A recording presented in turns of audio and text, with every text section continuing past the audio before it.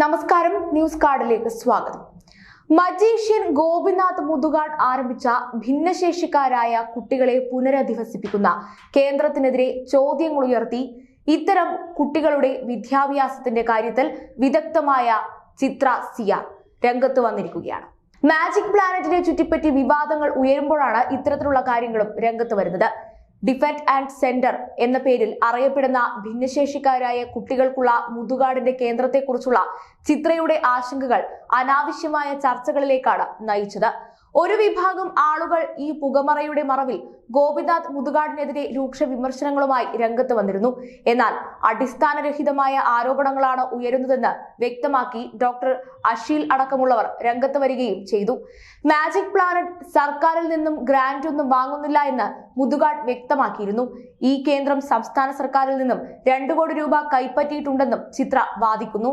300 ഭിന്നശേഷിക്കാരായ കുട്ടികളുള്ള ഈ കേന്ദ്രത്തിൽ സ്പെഷ്യൽ എഡ്യൂക്കേറ്റർമാർ 2 പേർ മാത്രമേ ഉള്ളൂ എന്നാണ് ചിത്ര ഉയർത്തുന്ന മറ്റൊരു വിമർശനം. ചിത്രയുടെ കുറിപ്പ് അഭിഭാഷകനും പരിസ്ഥിതി സാമൂഹ്യ പ്രവർത്തകനായ ഹരീഷ് വാസുദേവനും പങ്കുവച്ചതോടെയാണ് DAC എന്ന ഈ കേന്ദ്രം ചർച്ചാ വിഷയമായത്.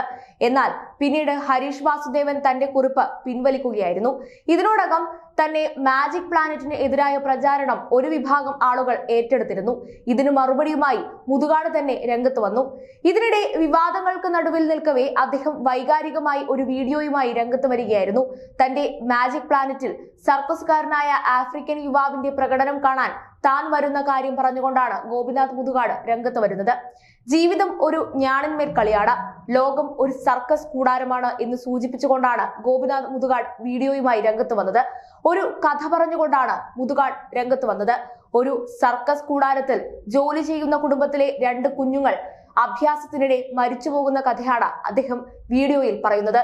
ആ കഥ ഇങ്ങനെ: ഒരു വീട്ടിലെ 7 പേരാണ് സർക്കസ് കൂടാരത്തിൽ ജോലി ചെയ്തിരുന്നത്. അഭ്യാസ പ്രകടനങ്ങൾക്കൊടുവിൽ ഒരു ഇരുമ്പ് കമ്പിയിൽ തീർക്കുന്ന മനുഷ്യ പിരമിഡ് സൃഷ്ടിക്കുന്ന അഭ്യാസ പ്രകടനമാണ് ഇവർ നടക്കാറുള്ളത്. കാണികൾ എഴുന്നേറ്റ് നിന്ന് കൈയടിക്കുന്ന ഐറ്റമാണിത്. ഒരു ദിവസം ഈ അഭ്യാസ പ്രകടനത്തിനിടെ താഴെയുള്ള ആൾക്ക് ബാലൻസ് തെറ്റി. അപകടമുണ്ടായി. തൽക്ഷണം 2 പേരും മക്കൾ മരിച്ചു. സർക്കാർ കൂടാരം അടച്ചെങ്കിലും 15 ദിവസം കഴിഞ്ഞ് വീണ്ടും തുറന്നു. ബാക്കിയുള്ള 5 പേർ അതേ മനുഷ്യ പിരമിഡ് തീർത്തു. കാണികൾ കൈയടിച്ചു. ഞങ്ങൾ ചെയ്തില്ലെങ്കിൽ ഞങ്ങളും മരിച്ചതിന് തുല്യരാകും. ഞങ്ങൾ ജീവിച്ചിരിക്കുന്നു എന്ന് ഞങ്ങൾക്ക് ബോധ്യപ്പെടുത്താൻ ഇത് ചെയ്തേ പറ്റൂ എന്നാണ് ആ പിതാവ് ഇതേക്കുറിച്ചുള്ള ചോദ്യത്തിൽ പ്രതികരിച്ചത്. ജീവിതത്തിൽ വീഴ്ചകളുണ്ടാകും, താഴ്ചകളുണ്ടാകും, വീണുപോകുന്ന ഘട്ടങ്ങളുണ്ടാകും, ഒപ്പമുള്ളവർ അകന്നു പോകുന്ന ഘട്ടങ്ങളുണ്ടാകും. അവിടെയൊന്നും പതറാതെ നമ്മൾ ജീവിച്ചിരിക്കുന്നു എന്ന് ബോധ്യപ്പെടുത്താൻ വേണ്ടി നിരന്തരം പ്രവർത്തിക്കുക. ജീവിതമെന്നാൽ ഒരു ഞാണിന്മേൽ കളി പോലെയാണ്. മറുഭാഗത്തേക്ക് ബാലൻസ് ചെയ്യാൻ ശ്രമിക്കുക എന്നതാണ് പ്രധാനമെന്നും മുതുകാട് പറയുന്നു.